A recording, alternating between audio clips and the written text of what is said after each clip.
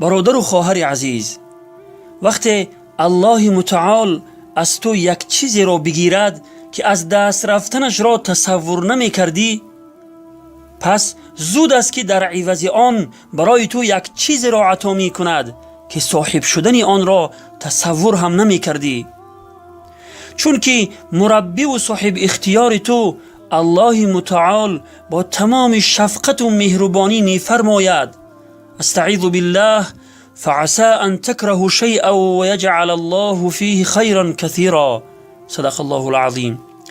پس چی بسا چیزی را خوش نمی دارید، یعنی برای شما ناخوش و ناگوار است و خدا در آن خیر بسیار قرار می دهد. خداوند نفرمود یک خیر، بلکه خیرا کثیرا فرمود، یعنی خیر بسیار.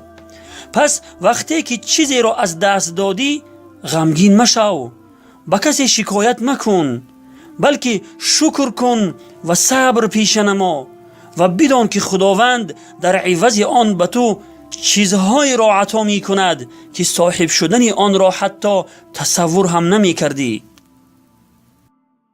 چرا تو ای شکست دل خدا خدا نمی کنی؟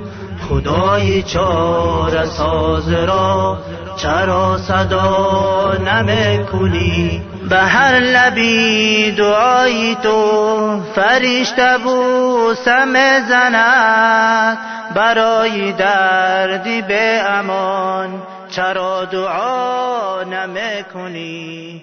به قطره قطره اشک